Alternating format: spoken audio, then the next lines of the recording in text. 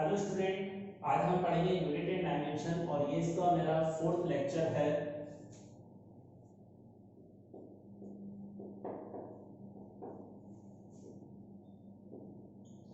आज हम ये डिस्कस करेंगे कि एक सिस्टम ऑफ यूनिट्स अगर हमें दे रखी हो तो उसको दूसरे सिस्टम ऑफ यूनिट में कैसे कन्वर्ट करते हैं। जैसे हमें मान लो किसी ऑब्जेक्ट की लेंथ 10 मीटर दे रखी है, तो 10 मीटर में जो 10 क्वांटिटी है ना, ये तो कहलाती है न्यूमेरिकल वैल्यू। इसको कहते हैं न्यूमेरिकल वैल्यू।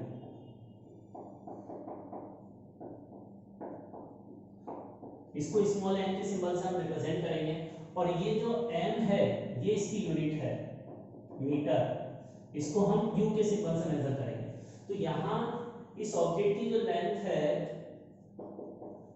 10 मीटर के इक्वल अगर हमें दे रखी है, तो इस 10 मीटर को अगर हम सेंटीमीटर में कन्वर्ट करें तो क्या लिख सकते हैं, 10 इनटू 1 मीटर होता है 100 सेंटीमीटर के इक्वल, तो 100 सेंटीमीटर लिख दिया। अब देखो बेसिकली यहाँ ये न्यूमेरिकल वैल्यू थी n1 और यह है यहाँ यूनिट थी, इसको u1 कह देते हैं। यहाँ न्यूमेरिकल वैल्यू जो है 1000 है, न्यूमेरिकल वैल्यू 1000 है और यहाँ की यूनिट जो है वो सेंटीमीटर है u2। तो मैं बेसिकली ये कह सकता हूँ कि अगर लेंथ जो है इस ऑब्जेक्ट की 10 मीटर कहूँ या 1000 सेंटीमीटर बराबर है ना, तो अगर हम ये यूनिट कन्वर्ट करते हैं तो ऑब्जेक्ट की लेंथ थोड़ी बदलती है। मतलब न्यूमेरिकल वैल्यू बदली है, यूनिट बदली है, लेकिन न्यूमेरिकल वैल्यू और लेंथ का, न्यूमेरिकल वैल्यू और यूनिट का जो मल्टीपल है वो कांस्टेंट रहेगा। ये पैरामीटर कांस्टेंट रहेगा। तो अब इससे हम ये रिजल्ट लिख सकते हैं,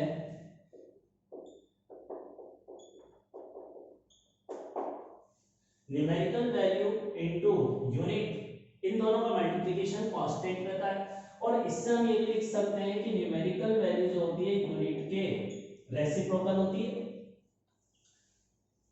न्यूमेरिकल वैल्यू यूनिट के रेसिप्रोकल होती है। मान लो अगर हमने किसी यूनिट को डबल किया तो न्यूमेरिकल वैल्यू हाफ हो जाएगी उस यूनिट में।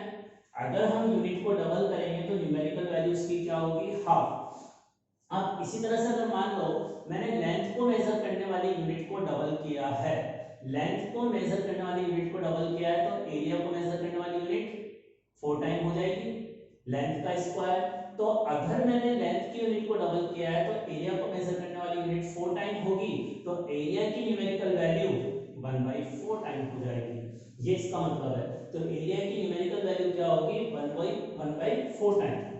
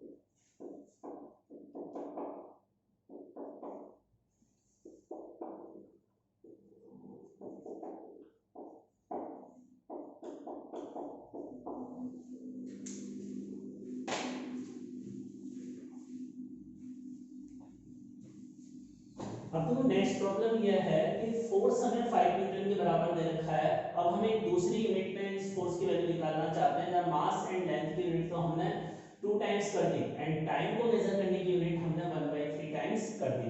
तो what will be the value of force in this new unit system. Solution. अब देखिए सॉल्यूशन को सॉल्व करने के लिए हमने यहाँ जो 5 न्यूटन है इसको हम ये लिख सकते हैं 5 kg मीटर पर सेकंड स्क्वायर, क्योंकि 1 न्यूटन 1 केजी पर मीटर सेकंड स्क्वायर के बराबर होता है। अब इसकी दूसरी यूनिट में हमें वैल्यू निकालनी है।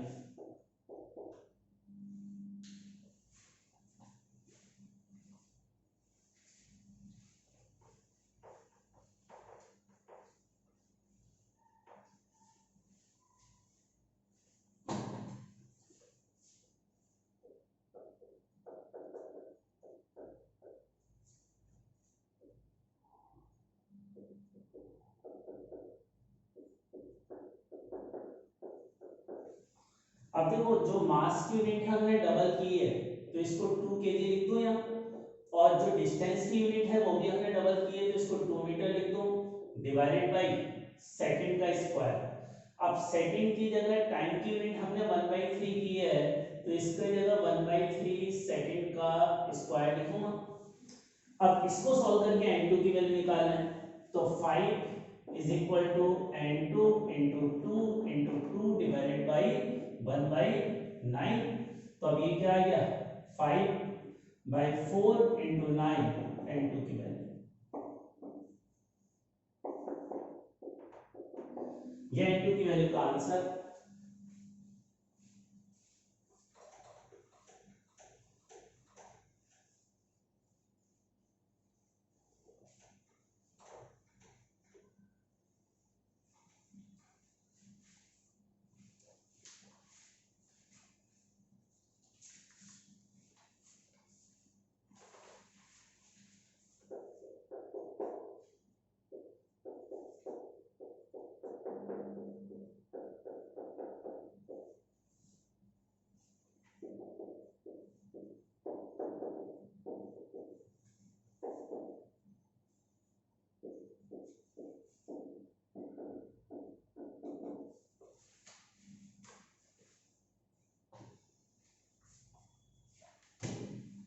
अब देखिए हमें नेक्स्ट क्वेश्चन में फोर्स 100 टाइम के इक्वल दे रखा है, तो find value of force in this unit, जिसमें मास को केजी में मेजर करेंगे, डिस्टेंस को मीटर में एंड टाइम को मिनट में। अब इसका सॉल्यूशन देखिए, force is equal to 100 dyne question में गिवन है।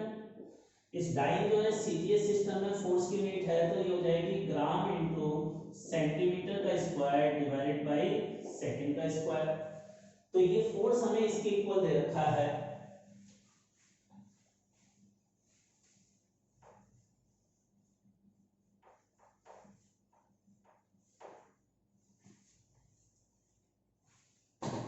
अब इसकी वैल्यू निकालें, तो यहाँ फोर्स की जगह लिखना है 100 into gram into centimetre divided by, sorry gram into centimetre होता है ना, इसकी फोर्स की डायमेंशन क्या होती है, एम एल टी माइनस 2 होती है।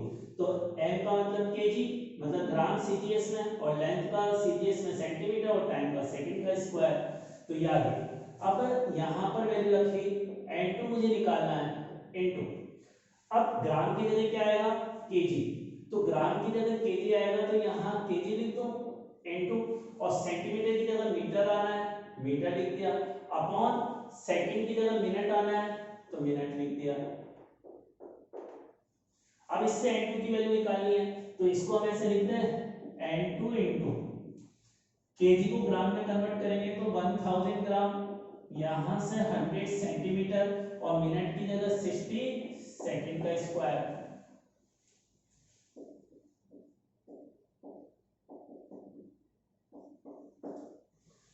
अब यहां इस ग्राम से ग्राम कैंसिल, सेंटीमीटर से सेंटीमीटर, सेकंड स्क्वायर से सेकंड स्क्वायर कैंसिल, तो वैल्यू क्या आ गई, 100 is equal to n2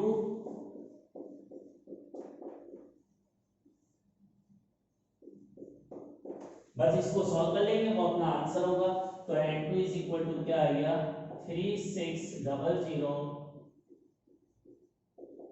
it means answer is 3.6, ये इसका आंसर। तो हम इस तरह से इसका आंसर कैलकुलेट करते हैं।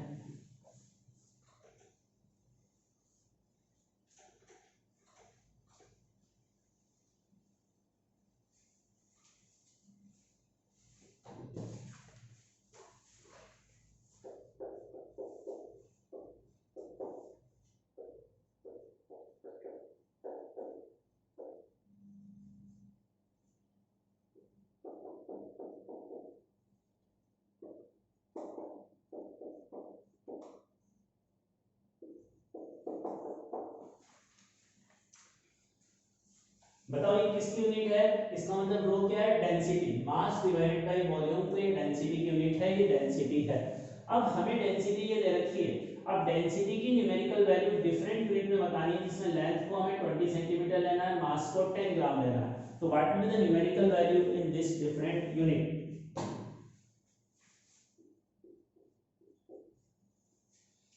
तो देखो अब N1 U1 is equal to N2 U2, ये हमने फॉर्मूला लगाया वापस से।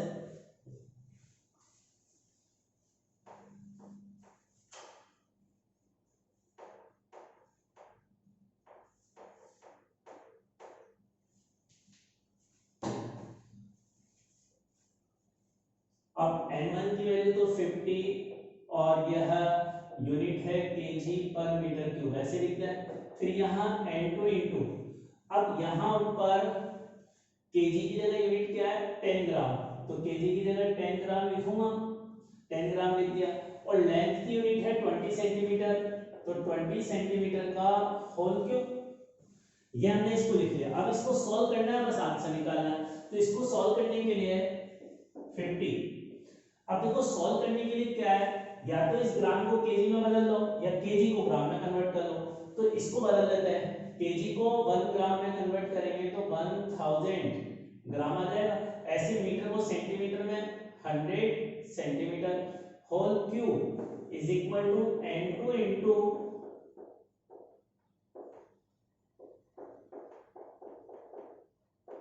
या अब कैंसिल आउट कर देते हैं, 50 इंटू 1000 और 10 की power 6 is equal to N2 into 10 divided by 20 की पावर 3। अब इसको सॉल्व कर लेंगे, वो अपना आंसर होगा। तो इस तरह से हम इस क्वेश्चन को सॉल्व करते हैं।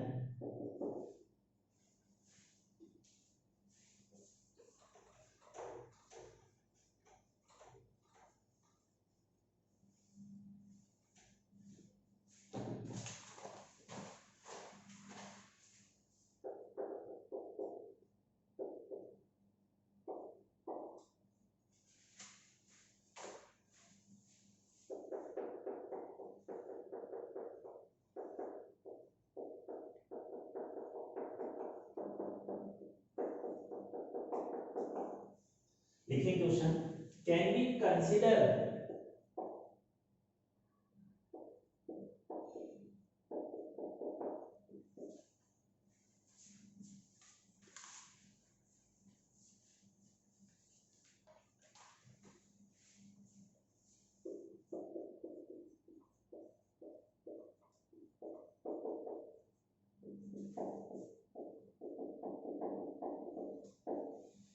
these three quantities, pressure, density and velocity, can be considered as fundamental quantities or not? ये क्वांटिटी फंडामेंटल क्वांटिटी को रिप्रेजेंट कर सकती है या नहीं?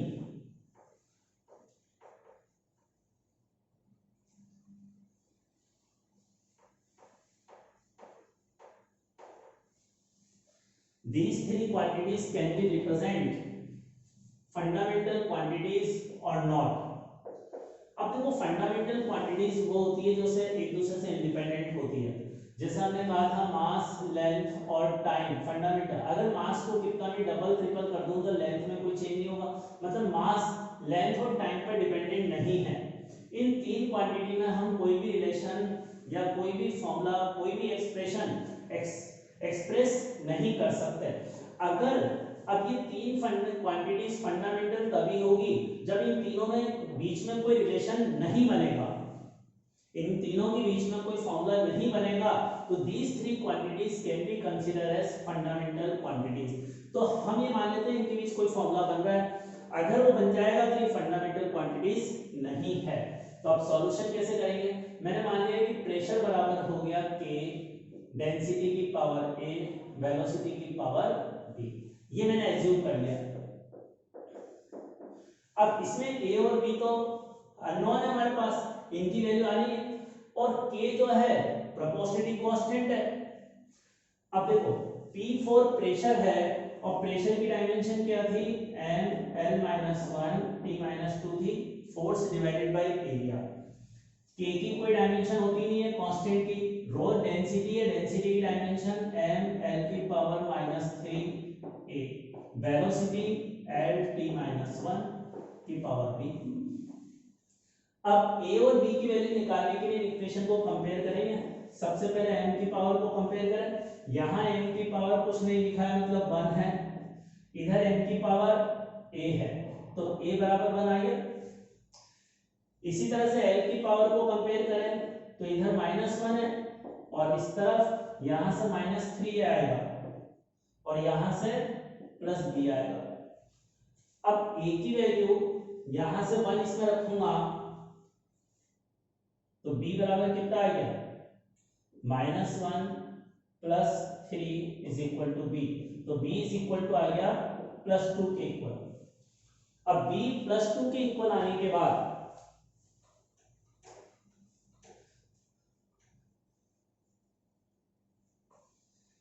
थर्ड हम इसको भी कंपेयर करें t की पावर को, तो t की पावर इधर -2 है, यहाँ t की पावर -2 है, इसमें t है ही नहीं, और इसमें t की पावर -1 की पावर b, तो पावर की पावर होती है तो मल्टीप्लाई होती है, तो -b, तो b बराबर इससे भी 2 ही आया। अब ये a और b की वैल्यू आ गई, ये फाइनाइट वैल्यू आई ना। अगर इस तरह से फाइनाइट वैल्यू आई तो प्रेशर की वैल्यू को k, डेंसिटी की पावर 1, वेलोसिटी की पावर 2, तो अब हमने p बराबर k रो v स्क्वायर इस तरह से रिलेशन लिख पाए ना। तो इन तीनों में हमने एक रिलेशन एस्टेब्लिश कर लिया, तो these three quantities can not be fundamental quantities. इन तीन क्वांटिटीज को हम फंडामेंटल क्वांटिटीज नहीं कंसीडर कर सकते।